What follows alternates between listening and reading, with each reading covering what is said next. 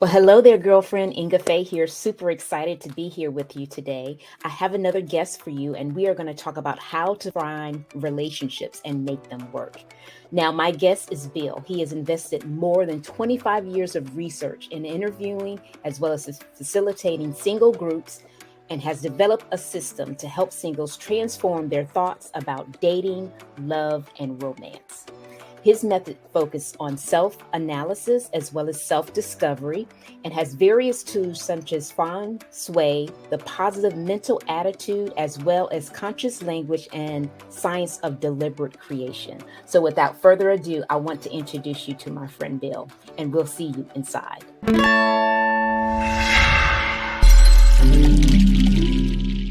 Hey there, Bill. How are you today? I'm great. Thank you very much, Inga. Well, I'm super excited to have you, and I'm really excited to talk about how to find relationships and make them work. But before we actually get into that topic, I wanted you to tell us a little bit about you, who you are, who you serve, and how you serve them. Well, okay, let's start out. My name is Bill Scalzitti. I'm the coach for romance. I work with single people to help them find the love they've always been looking for. I work with people from 26 to 70 plus years of age, whether they've never been married, divorced, widow, or widower. And my methodology is unique because I use music as a dual learning modality to create the emotional component that's so important for single people to understand. I have 6 musical albums that accompany my audiobook, so I hope that you'll find that interesting. As far as my methodologies, the program is all about you. It's all about helping you get clear on what's you truly is going to make you happy. It's not about what you've been told, what you should have, might have, could have. We're not looking to please anybody except you. Right. Awesome. All right, so let's get into the nitty-gritty. So when it comes to relationships, what are some of the main reasons people have a hard time finding relationships? Well, one of the main reasons that people have difficulty finding relationships is because of all the things that have been put in our head about what a relationship should be, might be, or could be. Interesting. You know, media has made it so that they've set up standards for what the perfect woman and the perfect man is supposed to be. And if we don't find that we live up to those standards, then we begin to think there's something wrong with us. And that creates issues for us when we're trying to have a successful relationship. So we talked about finding a relationship. So let's talk about now maintaining a relationship. So say we've kind of gotten over those initial things that are holding us back, that prevent us from finding the person that we're looking for. Say now we're in a relationship and we want to maintain that relationship. Then what do we do? Well, maintaining a relationship is very interesting. So much has to do with communication. A good part of my program is all about teaching how men and women need to communicate with each other. Because unfortunately, we don't understand the opposite sex. Right. Men think one way, women think another way, and we are constantly or many times at odds. So one of the main ways to maintain a successful relationship is to have good communication, be able to talk directly to your partner and communicate well.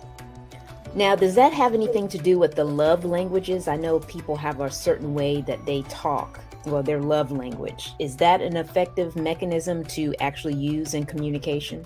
Well, that's one of them, because if your love language is, serving others, and the party you're with doesn't get that, because their love language may be physical touch. So again, it's the same thing. You're not communicating. It always goes back to communication. If you and your partner can communicate with each other, it's not saying one is better than the other. Right. Because your partner can then give you what you need, and you can give your partner what they need. Now, you said that the love language is just one way to communicate. What are some of the other ways that couples communicate? Well, of course, the first way is in voice communication. How do we talk to our partners?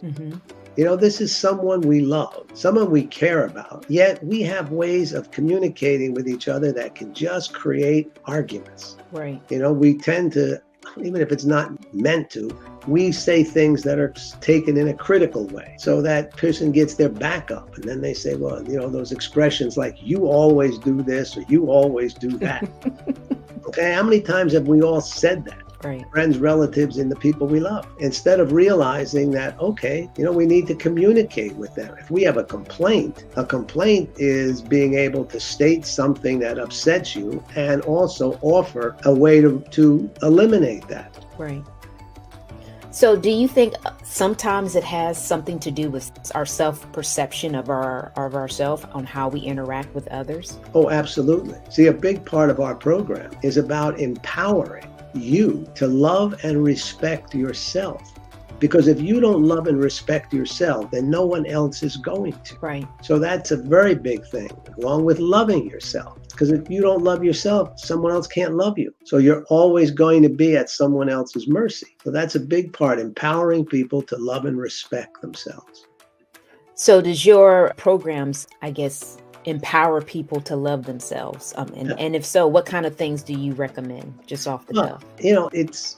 It goes down to the attitude that people have. I ask my clients 3 questions. The first one is, who are you? Right. The second one is, how do you choose to live the rest of your life? And the third one is, who do you choose to live it with?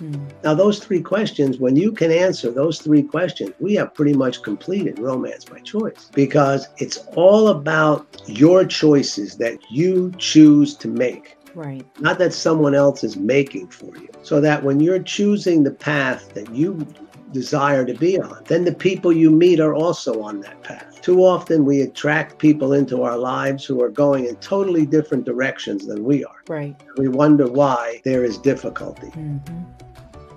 So I know my girlfriend and I, we often say that when we first meet someone, you are meeting that person's representative. You're really not meeting that true person, because for whatever reason, they haven't let their guard down for you to actually meet them.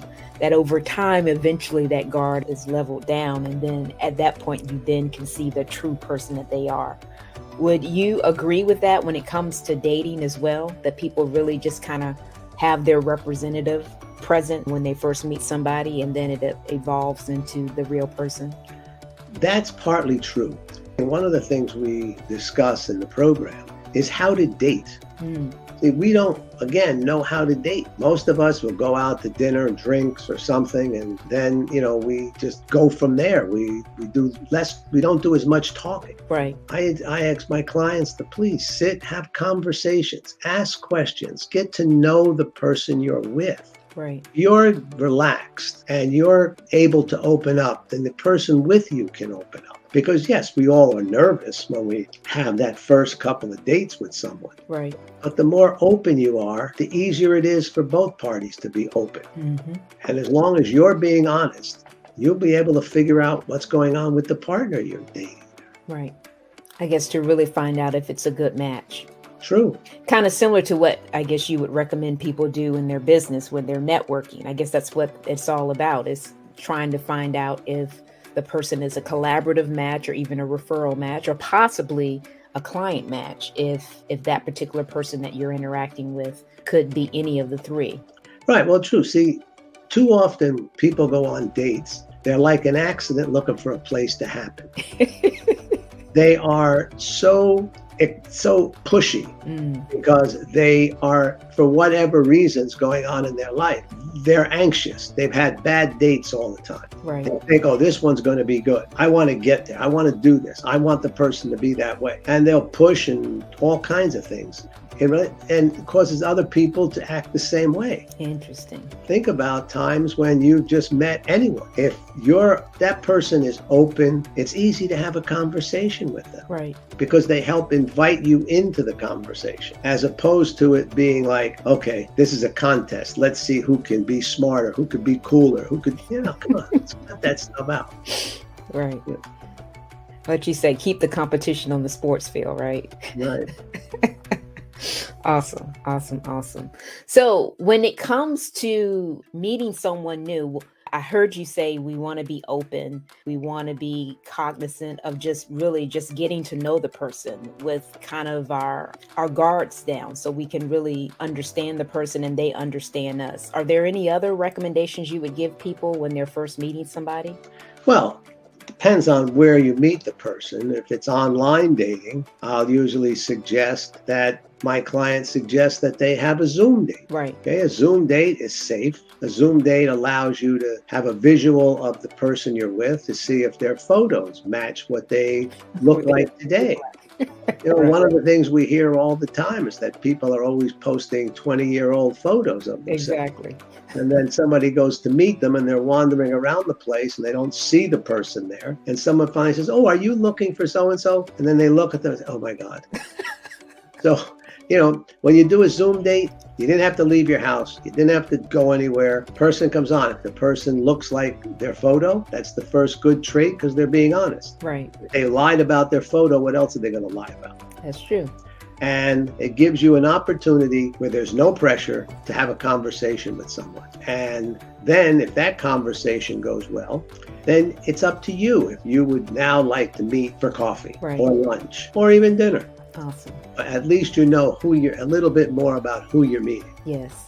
So I will definitely say that is definitely a good thing that came from the pandemic, because I never thought about a Zoom date. I mean, you see those movies all the time where somebody's doing they're meeting somebody for the first time. And just like you said, they may have had a picture of them 20 years ago, or they may have put somebody else's picture on there and not really knowing who they are. The Zoom date kind of kills all that. And then you don't have the embarrassment of going somewhere and meeting somebody that you thought was going to be one way and not be the other way. True. So, and if the person refuses to do a Zoom date, then that's a sign too. Right. What message does that send to you? Exactly. So obviously at that point you say, okay, goodbye. Yep. So, there's so much that comes from it if we take the time and don't be in a hurry. Exactly. Well, you've given us some golden nuggets since you've been on. I wanted to ask you, do you have any final thoughts before we close out today? Yeah, there are some thoughts that I have. Many single people that I interview, one of the things that comes out very often is that so many of us have a fear of succeeding. And by that I mean, we are in our single life, we are not happy, we would like it changed. But that's the life we have and that's the life we know. Right. And then if you were to meet that special person, that's going to change your life. So we have to get over that fear of succeeding and embrace it, because that's the ticket to happiness. So most of the time we're our own worst enemy. And that's what our program is all about, is helping you get in touch with you so that you can achieve what you truly desire in a relationship. Awesome.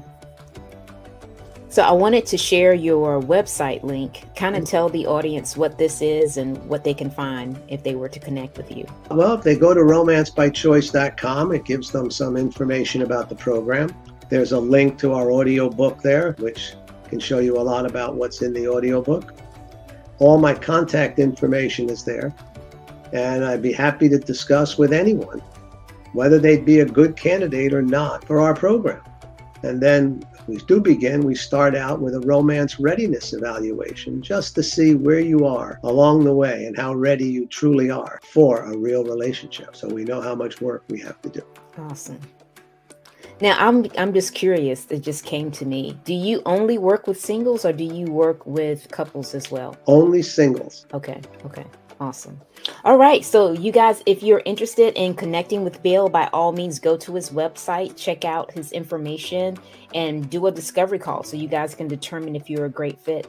If you have anyone in mind that you would love for me to interview, I'm all about self-care. And we learned that self-care is one of the first steps for you to find that special person in your life, because you got to love yourself first. Because if you don't love yourself first, nobody else will. So be sure to let me know if you have any other self-care experts that can help us along our journey of growing into the person that we're destined to become. And as always, thanks for watching and bye for now. Bye. Thank you again.